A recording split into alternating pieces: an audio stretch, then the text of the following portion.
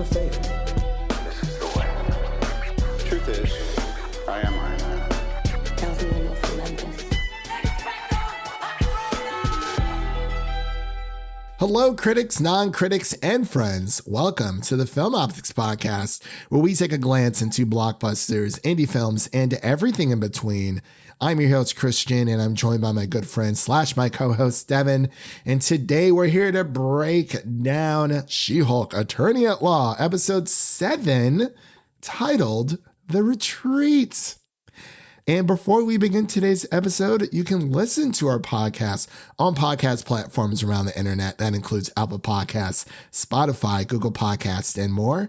And if you are a new or seasoned listener to the show, we would love to hear from you guys. Follow us on Instagram and follow us on Twitter at Film Optix. That is Optix with an X. Or you can email us at filmoptix@gmail.com for any movie-related questions. Devin, how's your week been? Double recording every single week. She-Hulk and Hot D. Let's go, baby. We're on that grind. Just so much to watch, so much to do. There is a lot to watch. It has been a little overwhelming, but, we only have 2 more episodes after this episode 7 for She-Hulk.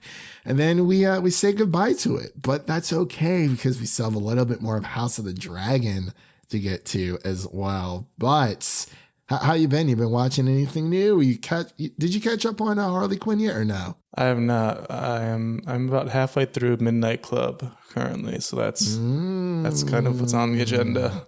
Yes, sir. Yes, sir. Can't wait to drop that review for all of our amazing listeners out there to kick off October. That will be coming up on October 7th, so we have a little bit of time before that drops. Actually, that'll be next week. That's coming out, October 7th. This coming up Friday. So the first full weekend of October. Definitely excited to watch that. I actually finished it a few days ago. I just blew through it. I was just boom, boom, boom. I watched a few episodes per day throughout the weekend just because I didn't want to watch everything all at once, but it definitely gripped me for sure. So Spooky season is here. Yes, spooky season is here for sure. And as I mentioned before, we're going to be giving our review, our thoughts, and breaking down She-Hulk Attorney at Law, Episode 7. Again, that is titled The Retreat. Another shorter episode, but a powerful one for sure.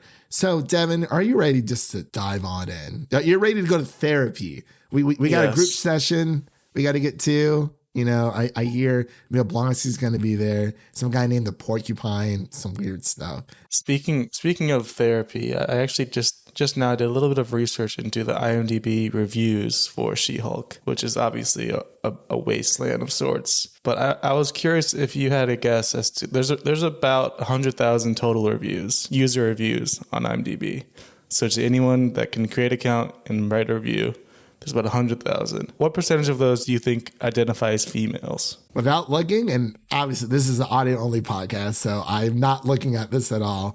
Of the percentage of them being females, I would say the percentage of them being females, I would say maybe I'm gonna go like 10%. You're really pushing the over there. About 5% of the total reviews are people who have identified as female. That's just kind of, I just thought that was interesting because it's like the main people complaining about it are those 18 to 30 to 30 and above males that they just kind of need therapy. I think that might be what it is. They can't accept any female-led show. I think so. It for whatever reason, it always comes to this. We saw with Miss Marvel, people were review bombing it before they even saw it. And if you don't like these shows, just stop watching. Stop watching. There's nothing making you watch. I mean, there might be some loose ties to further MCU material, but it's not going to be anything game breaking. I don't understand. I just want to understand what people's thought process is because it just blows my mind. It's like comic book fans are never happy. For the most comic book accurate show that we've gotten in the MCU so far. honestly, I mean, I think Star Wars definitely still has the worst fandom, but I'm just so tired of the discourse. Like I've said before, I'm tired of superhero discourse. I'll never get tired of superhero movies, but the discourse, that is what's really draining. But we're here to talk about some She-Hulk, y'all. So we'll be right back after this introduction to She-Hulk Attorney at Law, Episode 7.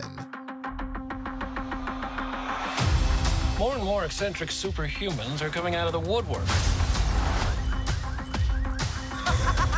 We're going to launch a division for them. And I want the She-Hulk to be the face of it. Jennifer Waters.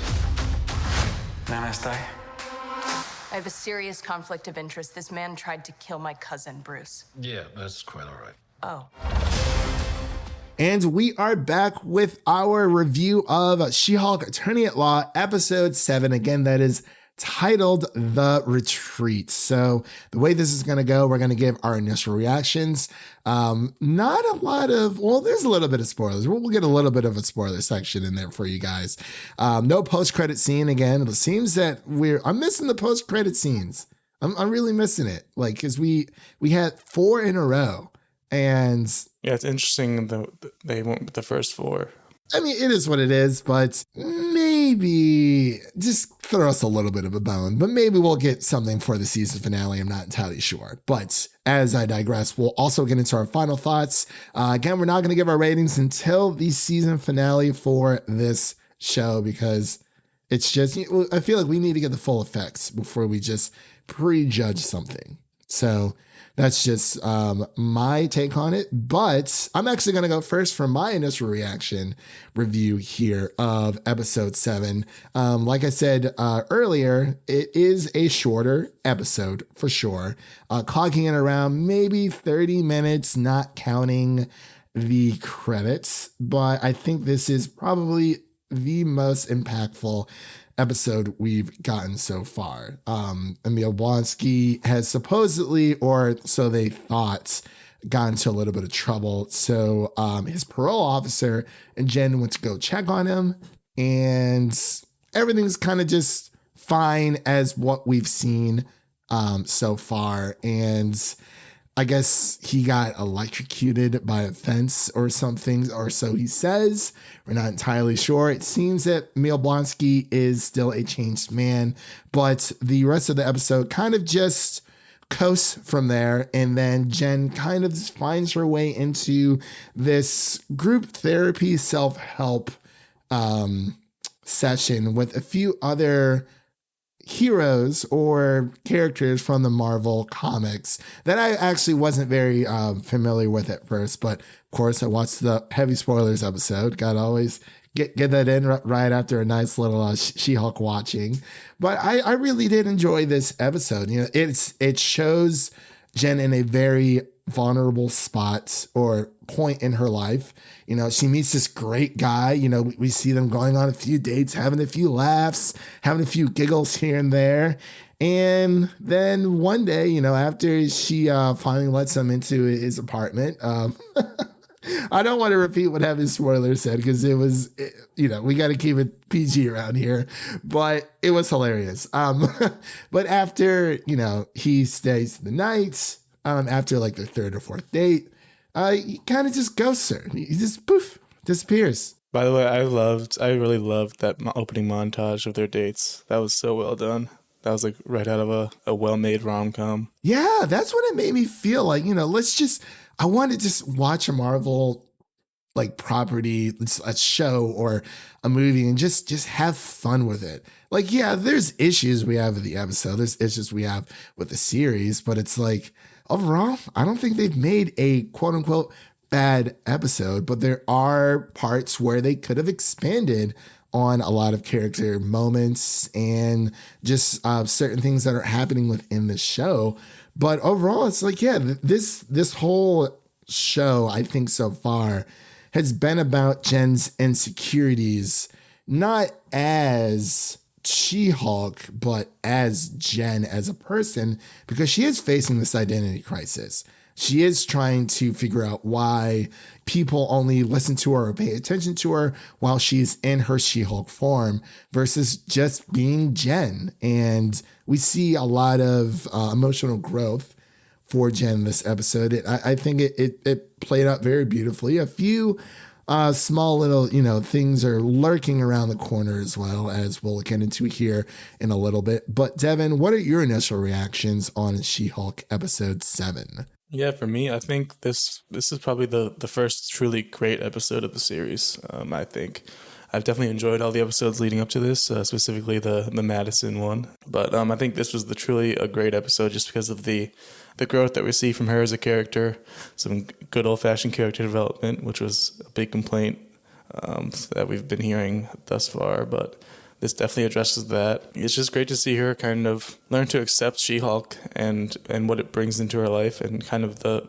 problems it brings into her life. And at the same time, based on what happens at the end, it's also heartbreaking because she finds this guy, they go on a few dates, and they do the deed, and she's really happy. And the part where she texted him, I had a really good time last night, I can't stop smiling. That put a smile on my face. Like, that's just great stuff. Like, of course, they made fun of it later, saying how cheesy that line was when she was telling the group therapy about her text that she's been sending, which was great. But I just love seeing her happy because you kind of just learn to fall in love with Jennifer as a character, because you can relate to her as someone. I believe she's in her 30s, or if not close, but she's single. She's single, just trying to navigate the dating life, and it's hard. And then she grows this Hulk power, and then just makes things even harder because nobody accepts her for her. And that's some really deep stuff they put into the show that I don't believe we've touched on much in the MCU. Just kind of the inner struggle of loving yourself, but also trying to find love, which is something that she's doing.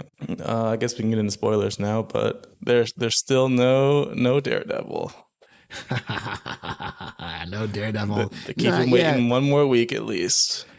At least one more week. But yeah, just to touch on what you said, I do agree, like, wholeheartedly. It is a very genuine episode. And like you said, this is about Jen struggling with her identity and just how she's able to finally just let it out, because there's been so many things happening in her life so far. And, we finally get Emil Blonsky back, who kind of saw what he was up to after, she I can't believe this 360 they gave him. Like, it's been so crazy, because I don't really remember much about him from the Hulk movie, but he's just kind of the generic, like, general character.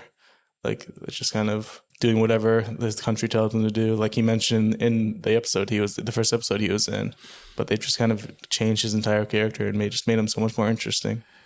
And I like that. And I think Marvel does a really great job of like redeeming, because like some of these characters, or at least changing them around, like we've seen with like the Mandarin, especially with the Mandarin and was it Shang-Chi? So it's great, like how they're able to kind of, or even Thor, like we've seen it firsthand with Thor, like Kat Dennings and Jimmy Woo and all those characters. Like there's just so many minor characters that they do such a good job of setting up. And honestly, I can't. It's been forever since I've watched the Hulk movie. Like altogether, I mean, do you really need to watch it on a rewatch? I mean, technically no, but I do, just because, it's the only Hulk movie we have. But it is very, it's a pretty forgetful movie, at least for me. But yeah, let's get into our spoilers, as you mentioned. So, ladies and gentlemen, that is your first spoiler warning for She-Hulk Attorney at Law, episode 7. Again, that is your second spoiler warning for this episode. So if you haven't seen it, definitely turn back. So I guess I told you last week, this Josh guy, just too good to be true. He was like, I mean, we all, like everyone, at least in our age group, unfortunately has to deal with some type of ghosting. If you are single, you're doing online dating, that's just how it is. Like, not everyone says something different than, their actions say something else. But, it's very relatable. This episode's so relatable to people dating in today's world. And yeah, like you said, he seemed like a great guy. Josh seemed like a really great guy. And then poof, he just vanished. And then I guess he's cooking up. So he's with intelligentsia. Yes. And he's texting with the Hulk King about getting the blood sample that they needed. And he also hacked her phone at one point. Yeah, he like copied her phone. I was like, oh, I feel like we've seen that somewhere before, or at least I have.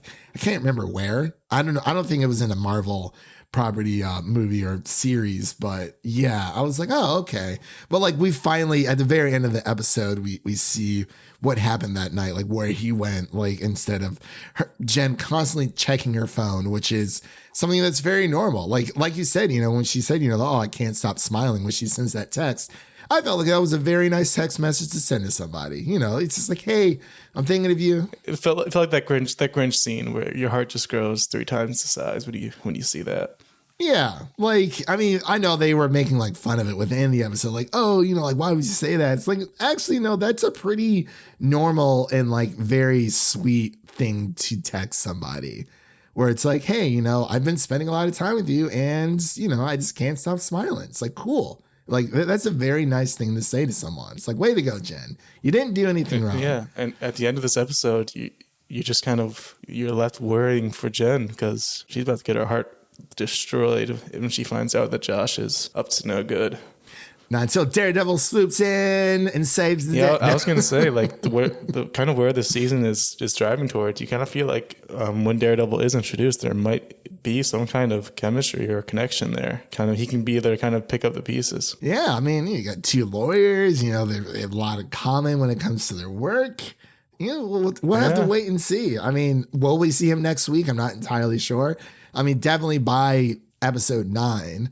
But I've seen a lot of people they're trolling, I get it. Everyone wants to see Daredevil, but like, this is a She-Hulk show. I feel like it would be very fitting for them to wait until the very end for Daredevil to come in, but I guess it would be very possible for him to come in for episode 8. Maybe he's in episode 8 and episode 9.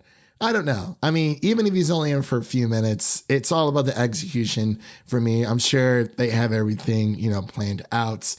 And, it's great. We're getting Daredevil back. This isn't his first appearance in the MCU, so it's technically his second one because he was in No Way Home. But yeah, I mean, whenever he comes, he comes. But this was a great episode for She-Hulk.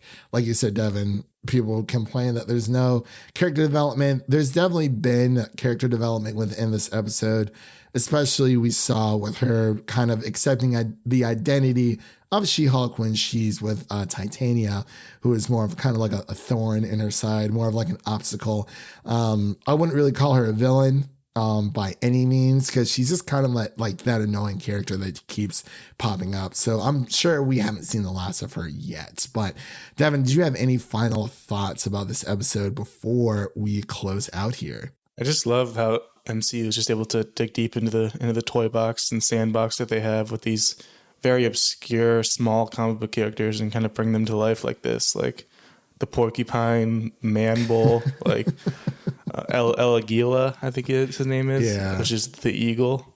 It's just, you never would have seen these characters ever before. It's just so nice for them to find a use for them. And one of them was Saracen, apparently a fake vampire, but they mentioned something about his dad. So Blade's coming soon. Don't know who his dad is, but... Yeah, I'm hoping he comes soon, but apparently they've been having... Well, they just lost a director for that film as well, so... Yeah, I saw that. I heard they have some options for replacements. Everyone's pushing for Jordan Peele. I've been seeing Spike Lee a lot. Oh yeah, Spike Lee would be a good one too. Honestly, I just want someone good. Or the Batgirl directors, bring them back. They did Ms. Marvel. Yeah. Give them a reason to. I think that would be really awesome because, man, I really wanted to see Batgirl. I really did. I don't care if it was on a small screen. I don't care if it's on 1, 2, 3 movies. I want to see Batgirl. I just want to see it. Never will. It just blows. They're removing so much stuff. I'm not sure if you saw this earlier with the Final Space thing that's happening with because I remember when that show was like first starting up. I mean, it's being removed from HBO Max altogether, but people who have bought the digital license for like on Amazon, like Prime Video or whatever, they're losing those licenses as well. Well, time to get a screen recorder. That, or, you know, I mean, I don't know if it came out in physical media, but I doubt it. Yeah, I doubt it. But this is why physical media is important. I just want to throw that out there. So if you're big into movies and TV shows, not saying you have to buy everything, but definitely, you know, buy the things that make you happy, that bring you joy, for sure. But with all that said, that concludes our episode 7 review of She-Hulk Attorney at Law. So if you liked what you heard on our episode here today, please subscribe to our podcast on your favorite podcast platform of choice and share an episode of our podcast with a friend, whether it be your mother, your brother, your lover, whoever it may be. Make sure to share an episode of the Film Optix podcast with a movie lover in need. And really quick, what's coming up on the podcast? We got to do this every episode because we want to let you guys know what are the amazing episodes and amazing content you can find on our podcast. As of this recording, by the time this is out, our episode 7 of House of the Dragon, spoiler free, of course, will be out. And you can also check out our Avatar, The Last Airbender, Book 3 Fire review that we did with a few other amazing guests that joined us on that journey for the conclusion of that journey. And make sure to mark your calendars for October 7th, because that's when we're going to be dropping our Midnight Club review for all of you guys. Very excited to have that. It's spooky season, you know, it's everything. I think I have one more series to watch for Mike Flanagan. It's Haunting of Bly Manor. It's the only one I haven't seen yet, but I kind of want to watch Midnight Mass again because it was so freaking good. Maybe I'll do Haunting of Hill House is still my favorite. It was so good. It's like a 1A, 1B situation for Haunting the Hill House and Midnight Mass, because I know how important Midnight Mass is to Flanagan, but Haunting of Hill House is so freaking good. But oh my gosh, I'll go on a tangent if I start. But with all that said, we hope you guys have a great day, and we'll see you guys next time. And that's a wrap for today. Thank you all for listening. And if you enjoy the show, leave us a 5-star rating and review on Apple Podcasts and Spotify. And follow us on Twitter and Instagram to stay in the know.